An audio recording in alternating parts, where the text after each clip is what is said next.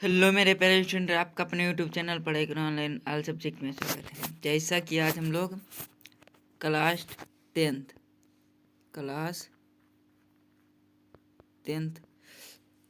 Tenth का paper UP board का paper, ये क्लास टेंथ का यूपी बोर्ड का पेपर हम लोग सॉल्व करने जा रहे हैं। 2023 का पेपर है और विषय मैथ।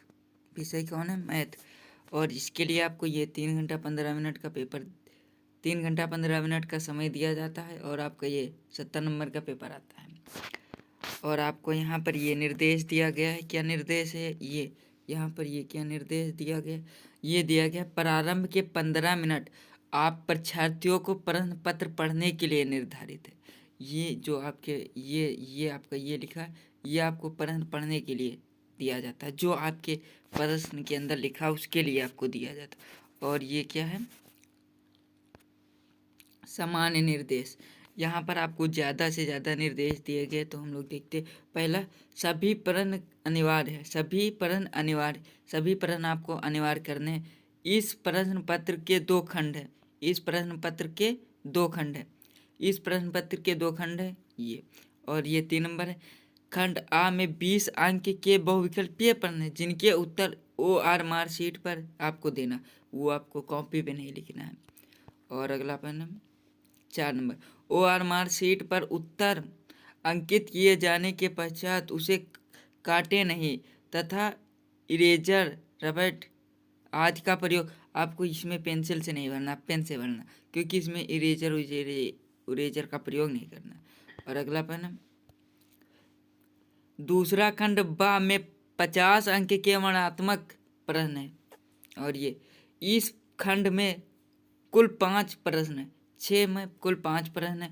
और ये 7 नंबर, प्रत्येक प्रश्न के प्रारंभ में स्पष्ट लिख दिया गया है कि उसके कितने खंड करने। आपको प्रारंभ में लिख दिया गया आपको कितने खंड करने हैं। और अगला प्रश्न 8 नंबर, प्रश्नों के अंक उनके सम्मुख अंकित है। जो आपका प्रश्न आएगा उसके सम्मुख आपके अंक अंकित रहेंगे।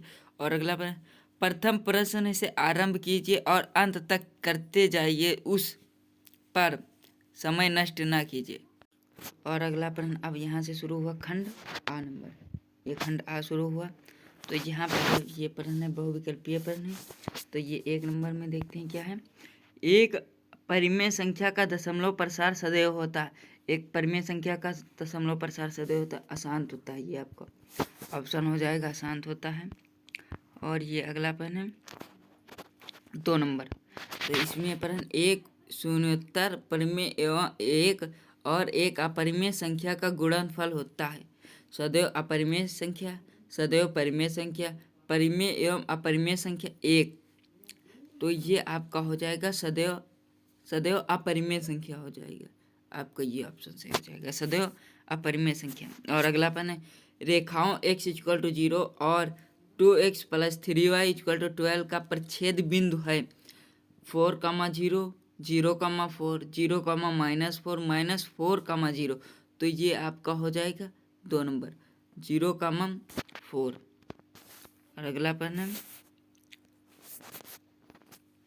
वह सबसे बड़ी संख्या जिससे 70 और 125 को विभाजित करने पर क्रमशः शेषफल 5 और 8 प्राप्त होता है, तो वो हो जाएगा 13। आपका ये ऑप्शन सही हो जाएगा। और अगला प्रश्न,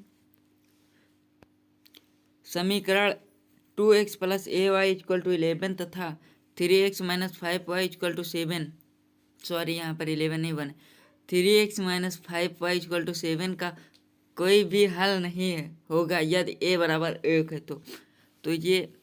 और हम लोग अगला प्रश्न देखते हैं,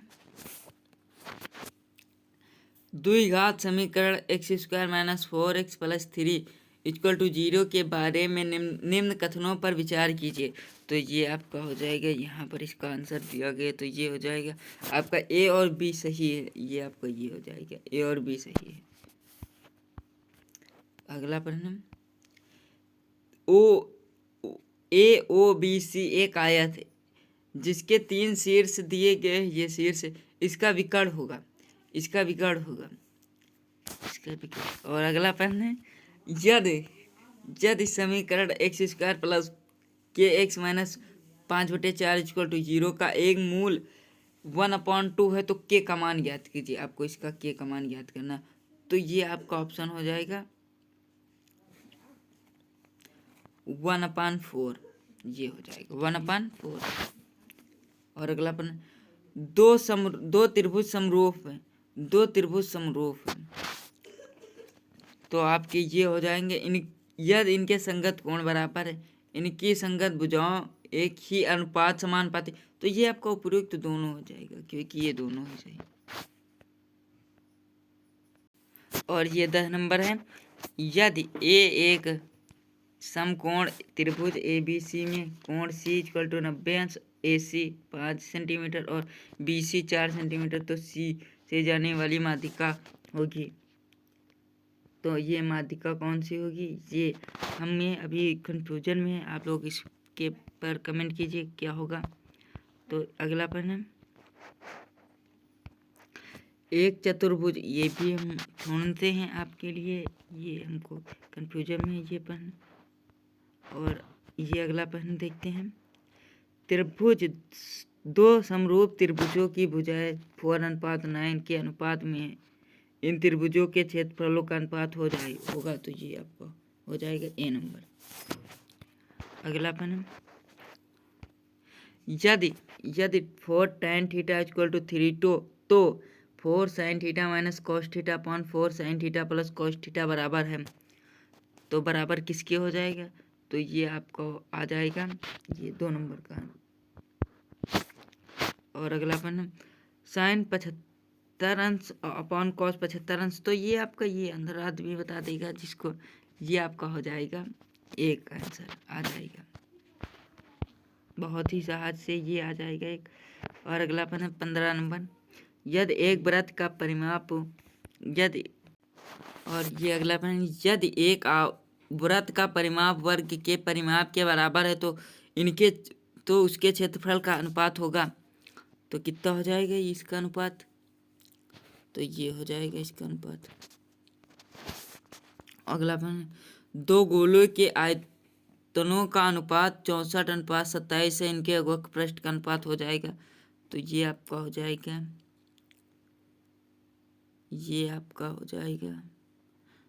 4:3। और अगला प्रश्न, 1 से 10 तक की धनात्मक विषम संख्याओं का समांतर माध्य हो जाएगा, तो ये आपका हो जाएगा 5। और अगला प्रश्न, माध्यिका को आलेखीय विधि द्वारा निम्न में से किससे प्राप्त किया जाता है, तो ये आपका हो जाएगा त्वरण। और अगला प्रश्न 19 नंबर, यदि कुछ परीक्षणों का माध्य 27 है तथा बहुलक 45, तो माध्यिका हो जाएगी इसकी 33। और अगला प्रश्न,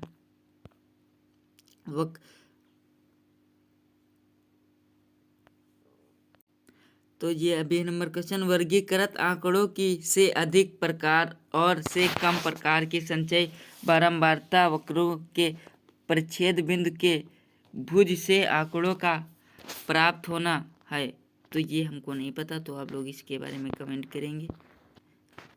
और अगला प्रश्न है, ये खंड बा है यहाँ पर, और हम लोग खंड बा में देखते हैं। पहला नंबर क्वेश्चन, दो क्रमागत धनात्मक पूर्णांकों का गुणनफल 2 से विभाज्य है, यह कथन सत्य या असत्य, कारण बताइए। आपको इसमें कारण बताता। और खंड, ये 2 नंबर के लिए खंड, यदि cot थीटा इक्वल टू 7/8, तो 1 + sin theta upon 1 + cos theta minus sin theta 1/1 - cos theta का मान निकालना है, ये भी आपका 2 नंबर के लिए। और अगला प्रश्न है, एक शंक्वाकार बर्तन जिसका आंतरिक व्यास 10 सेंटीमीटर, ऊंचाई 24 सेंटीमीटर पानी से भरा है, पानी को एक बेलनाकार बर्तन जिसका आंतरिक व्यास 20 सेंटीमीटर में डाला जाता, तो बेलन में डाले गए पानी की ऊंचाई ज्ञात कीजिए। 2 नंबर ये भी है। और अगला प्रश्न घ नंबर, निम्न आंकड़ों का समांतर माध्य, इसका आपको ज्ञात करना। 2 नंबर। ड नंबर, बिंदु -4, 6 बिंदु A -6, 10 और B 3, -8 को जोड़ने वाले रेखाखंड को किस अनुपात में विभाजित करते हैं? 2 नंबर के लिए के का मान ज्ञात कीजिए यदि बिंदु ए 2,3 बी 4,5 के और सी 6,-3 संरेखीय। तो इसमें आपको के का मान ज्ञात करना 2 नंबर। और अब आए हैं हमारे पास 4 नंबर वाले। इसमें दिया गया है, इसमें क्या दिया गया हम बताते हैं आपको। इसमें दिए गए निम्नलिखित में से किन्हीं 5 खंड को हल कीजिए। आपको इसमें से 5 खंड को हल करना, 4 नंबर दिए जाएंगे। तो ये पहला प्रश्न का नंबर है, का नंबर क्या है प्रश्न? ग्राफ द्वारा जांचिए कि रैखिक समीकरण युग्म 2x + y - 6 = 0, 4x - y - 4 = 0 संगत है। यदि ऐसा है तो ग्राफ विधि द्वारा हल कीजिएगा। आपको ग्राफ विधि द्वारा हल करना 4 नंबर दिए जाएंगे इसके लिए। अगला प्रश्न है, दो संख्याओं के वर्गों का अंतर 180 है। छोटी संख्या का वर्ग बड़ी संख्या का 8 गुना दोनों संख्या ज्ञात कीजिए। 4 नंबर। अगला प्रश्न, 4 सेंटीमीटर त्रिभुज के 4 सेंटीमीटर त्रिज्या के एक वृत्त पर 6 सेंटीमीटर त्रिज्या के सकेंद्रीय वृत्त के किसी बिंदु से एक स्पर्श रेखा की रचना कीजिए और उसकी लंबाई का माप कीजिए। आपको इसमें माप करनी है। और ये अगला प्रश्न 4 नंबर। और अगला प्रश्न, 2 खंभे जिनकी ऊंचाइयां 6 मीटर और 11 मीटर है तथा ये समतल भूमि पर खड़े हैं। यदि इनके पाद बिंदुओं के बीच की दूरी 12 सेंटीमीटर तो इनकी ऊंचाई सिरों के बीच की दूरी ज्ञात कीजिए। 4 नंबर। अगर आप लोगों को ये वीडियो ये पेपर को सॉल्व करने में कोई प्रॉब्लम आ रही हो तो हमें कमेंट कीजिए, हम आपकी पूरी प्रॉब्लम को दूर करेंगे।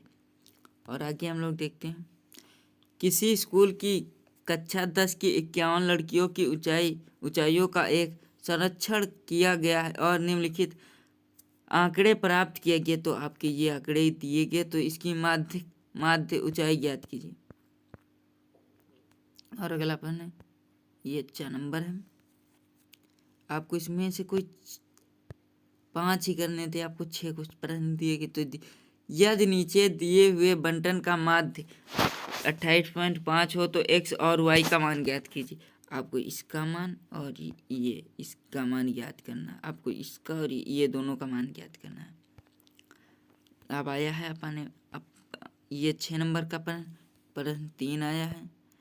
तो और ये प्रश्न दिया गया है, निम्न समीकरणों के युग्मों को रैखिक समीकरण युग्म के में बदलकर हल कीजिए। आपको इसको बदलकर हल करना, ये दिया गया है। तो आपको इसके 6 नंबर दिए जाएंगे। और अब इसमें एक अथवा में क्वेश्चन आता है, आपको ये कीजिए, ये कीजिए। ये आपको अथवा का प्रश्न दिया गया है। प्रश्न क्या, 3 वर्ष पूर्व रहमान की आयु वर्षों में का व्युत्क्रम और अब से 5 वर्ष पश्चात वायु के व्युत्क्रम का योग 1/3 है। उसकी वर्तमान आयु ज्ञात कीजिए। आपको ये 6 नंबर का दिया जाएगा। ऐसे क्वेश्चन बहुत ही ज़्यादा यूपी बोर्ड में आते हैं, तो आप लोग ये क्वेश्चन जरूर देख लें। ये आपका 4 नंबर है। 6 नंबर के लिए, एक बहुमंजिल भवन के शिखर से देखने पर एक 8 मीटर ऊंचे भवन के शिखर और तल के अवनमन कोण क्रमशः 30 सेंटीमीटर और 45 अंश है। बहुमंजिल भवन की ऊंचाई और 2 भवनों के बीच की दूरी ज्ञात कीजिए। 6 नंबर की। और ये आपका अथवा में ये 2 क्वेश्चन दिया गया। और ये अथवा का ये दूसरा न्यूमेरिकल है। 6 नंबर के लिए, भूमि के एक बिंदु P से एक 10 सेंटीमीटर ऊंचे भवन के शिखर का उन्नयन कोण 30 अंश है। भवन के शिखर पर एक ध्वज को लहराया गया और P से ध्वज के शिखर का उन्नयन कोण 45 है। ध्वज दंड की लंबाई और बिंदु P से भवन की दूरी ज्ञात कीजिए। और यहाँ √3 का मान दिया गया है। तो आपको √3 का मान का यहाँ पर प्रयोग करना अनिवार्य है। और अगला प्रश्न है 5 वाला। एक बर्तन एक उल्टे शंकु के आकार का, इसकी त्रिज्या 8 सेंटीमीटर है और इसके ऊपर जो खुला हुआ है सिरे की त्रिज्या 5 सेंटीमीटर है। यह ऊपर तक पानी से भरा हुआ है। जब इस बर्तन में शीशे की कुछ